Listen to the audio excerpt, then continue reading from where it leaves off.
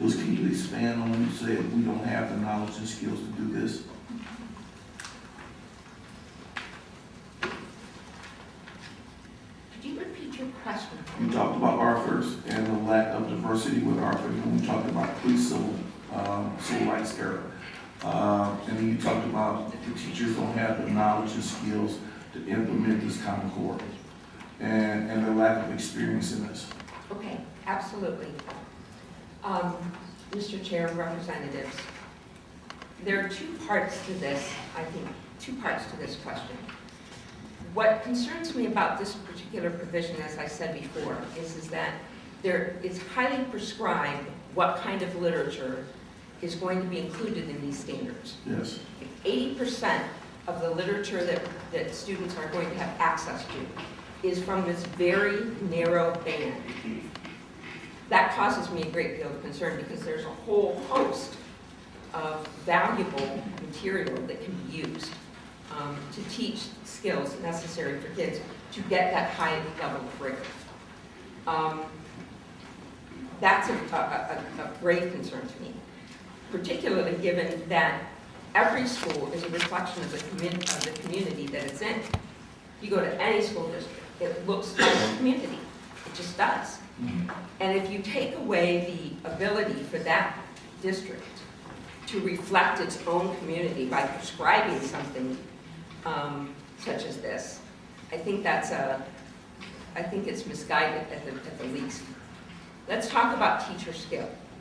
One of the things that struck me through this whole 4-year process, and I echo again Upper Arlington's comments, I spent 5 full work days with every single teacher in my district to break down the Common Core state standards, to take a look at what do they mean, to take a look at developing learning targets from those and mapping them out in terms of when we're going to teach those.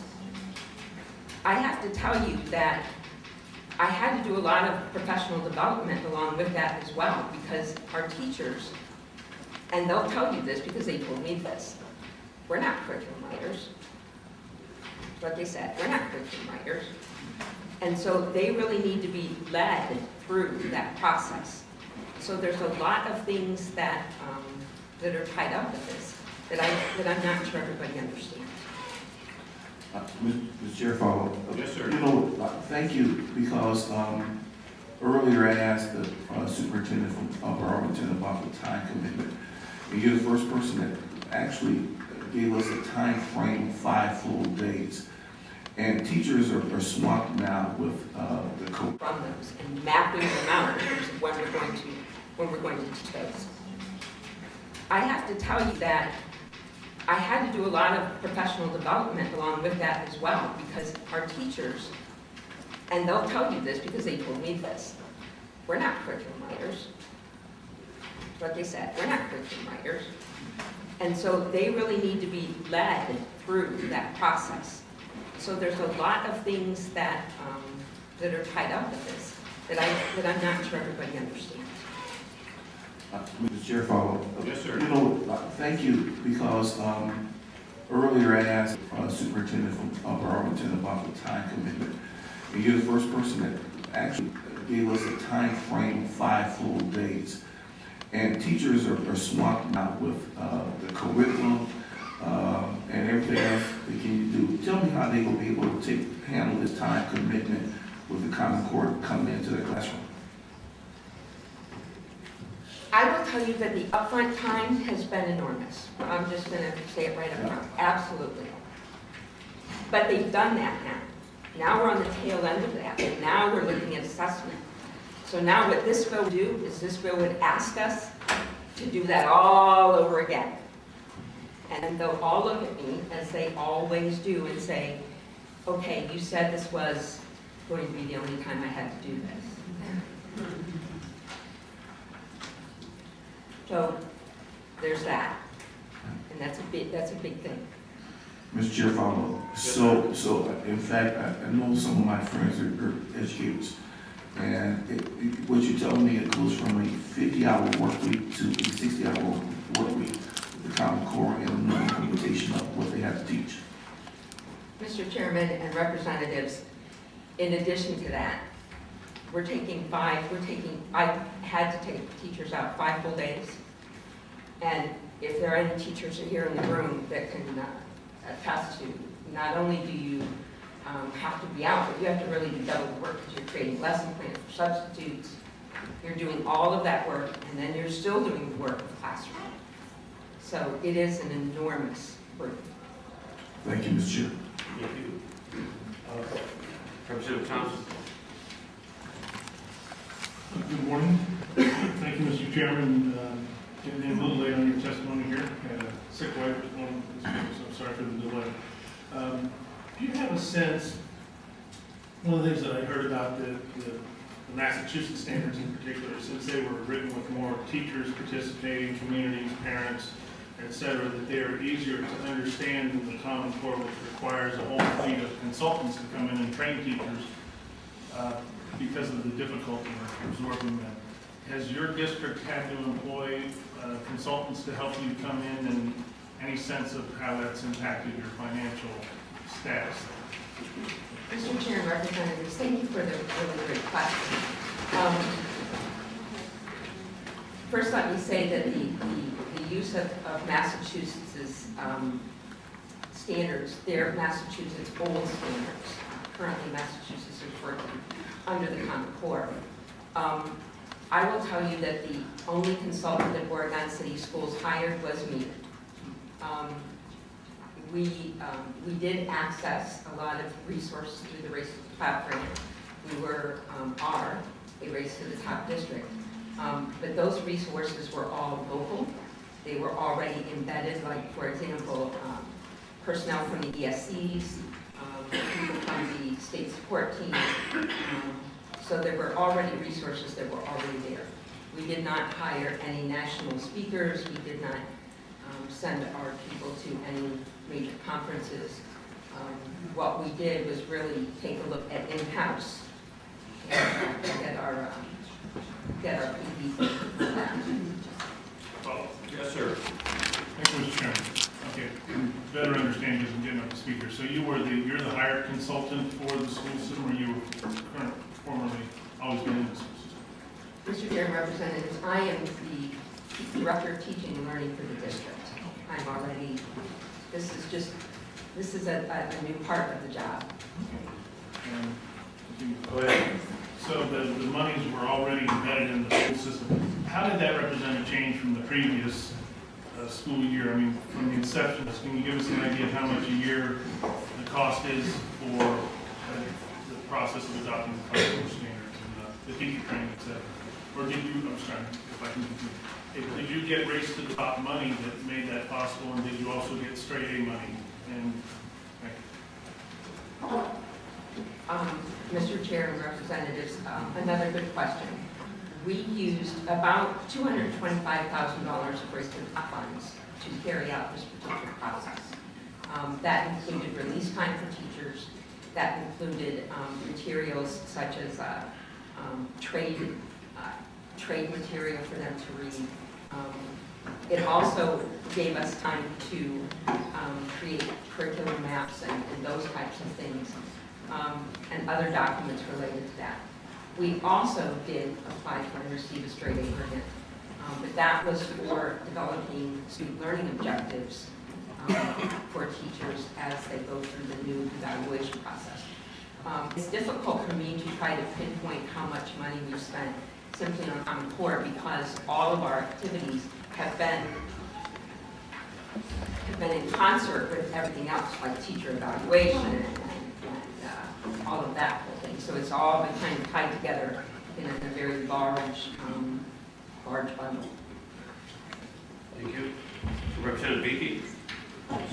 Thank you, Mr. Chairman. Ms. Henry, you indicated in your testimony, and I quote,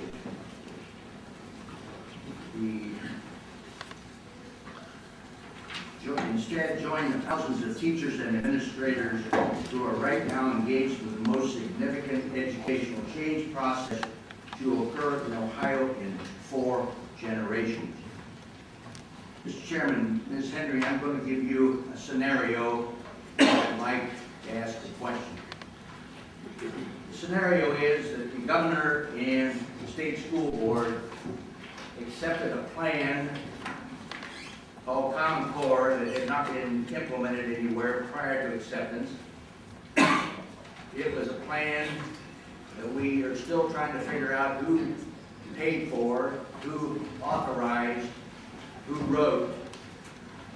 It's a plan that was half completed, the other half coming, not knowing what's coming in that half. It was given with no ability to change it. We don't, the folks didn't know the cost of that plan currently or in the future what the cost was in terms of money and human capital, not knowing the results of that implementation. And if accepted on that basis, and, oh, by the way, the sweetener to accept this is to accept about 2% of our budget.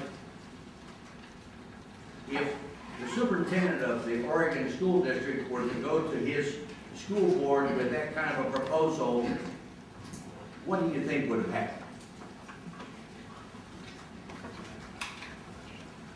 Mr. Chair and Representatives, interesting question. It Because is. actually, that happens all the time, regardless of time. Quite frankly, we all of us, in every industry, in every workplace, any innovation, the word innovation in and of itself means that it's new. The first plow through the field hits the rocks. That's just a fact. Whenever you're starting something new, you're going to run into things that you hadn't anticipated before. That's just the name of the game. And so, quite frankly, when I have taken proposals to my superintendent or to anybody else that I have to be working for or working with, I can give them a certain amount of data, and I can give them a certain amount of expertise and a certain amount of feedback from my experience. But because it's new, there's a certain amount of faith that has to be taken. There's a certain amount of risk that has to be assumed. And that's what we're going to do with anything new that we do. Mr. Chairman, follow up. Yes, sir. Thank you, Mr. Chairman. Ms. Henry. But in this case, for your words, this is the biggest change in 4 decades. Don't you think there should have been given more vetting before that thing? Mr. Chairman and Representatives, with all due respect, I'm not sure how much vetting it takes to accept that you want kids to learn more, that you want kids to be able to have skills that they're going to need for things that we don't even know exist yet. We want skills for kids that they're going to take farther than we can imagine and currently understand what's going to be the world in 40 years. It's simply a matter of what do you want kids to learn? What do you want them to know? How do you want them to think? Mr. Chairman. One final thought. It's a comment, Mr. Chairman, Ms. Henry. In this case, as important as this is, and I agree with you, we want to do better. But the fact is, I would think that we would have had a complete plan with more information than what we did. Okay. Representative Berg. Thank you, Mr. Chairman, and thank you to the witness for your testimony and for being here today. Pardon me, I just kind of want to conclude, if I may, with Representative Beakey's line of questioning.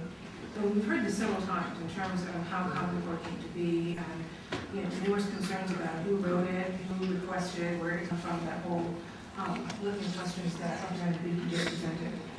Is there, in fact, no part of Common Core in our standards, anything that's ever been tested, proven, a best practice anywhere? I mean, is this all absolutely 100% brand new standards, instructional methods, et cetera, that we're just kind of throwing up on the wall to see what sticks? Do we have no validation for anything that's in Common Core? Mr. Chairman and Representative, I appreciate that very good question as well. There is much that we know about how kids learn. There is much that we know about how important it is to have the kinds of standards that you find in the Common Core. These standards were developed by experts. They were developed by people who have long experience. So the standards themselves simply, they're basic statements of what we want students to do. There's nothing more nefarious than that. In addition to that,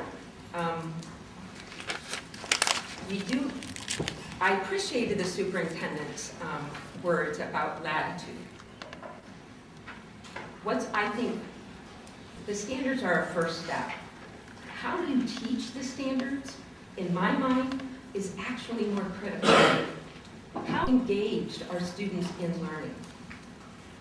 How is the teacher able to take kids and move them from being passive receivers of information to actively engaged in synthesizing information and creating new learning? That's where the rubber meets the road. And we do know a great deal about that. So there's a lot of research behind the standards. There's a lot of research. We know a lot about what works in education. We know that there's a lot. We know a lot about what improves student achievement, for example. Almost everything does, even a little bit. But it's really using those techniques and those processes that will really bring kids, that will really bring our kids forward. You have to start with expectations, which is what the Common Core does. It's really, that's all they are, set of expectations. How you teach them is really where you're going to get the results. Thank you, fellow, Mr. Chairman. Yes. Thank you. I just want to say thank you for your comments regarding the literature section of what's being proposed in the new bill. During my lifetime as a student, I was pleased to see the advancement in textbooks and going from making it a more inclusive and holistic representation of the history of my state and of this country.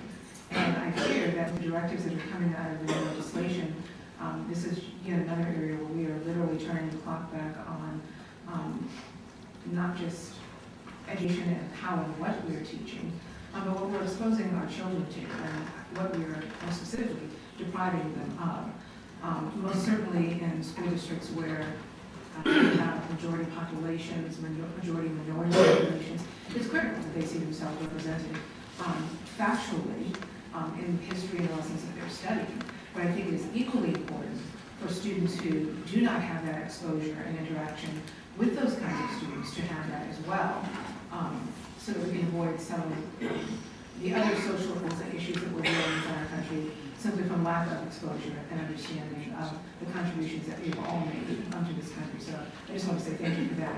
But my third question is around some comments that were made last week on process and teaching to the test and the fact that teachers only have one pass at specific to actually present information to the students. And because there's such intensity around teaching to the test, there's no room for innovation, creativity, addressing individuals' needs in terms of how they may or may not learn differently, incorporating anything new into the curriculum beyond the standards. Can you speak a bit to that? Because that's absolutely distressing if you only get one time to present information to students and then you move on and never return to that. Thank you, Mr. Chair. Mr. Chair and Representatives, I appreciate that question. That perspective concerns me as well. If I can, just give you just a very brief rundown of the professional development activities that we've undertaken in our district in the last 4 years. A key part of that professional development has been in the area of formative assessments. Formative assessment is assessment that you conduct to find out where kids are. You don't make judgments, you don't grade it, find out where they are so that you know what to do the next step that you take. We believe that we need to do more of that in our district. We're really exploring that and finding out different ways that we can find out what kids know before we evaluate them on it. Really, in nowhere else in life are you graded on the first go-around than you are more in school. If you take a quiz, you get a grade, you experience the consequence of that grade. That's always been what school's been about. The Common Core does not prescribe grading. It doesn't tell you how to evaluate. It simply says, this is what we're looking for. How you grade it, how you measure it, those are things left to assessment. And certainly, no good teacher would allow a student, or would allow a scenario where a kid got that information on one go-around, and then immediately they were graded on it. That, again, it's not prescribed anywhere in the standards, and it certainly isn't prescribed anywhere in the quality teaching methods.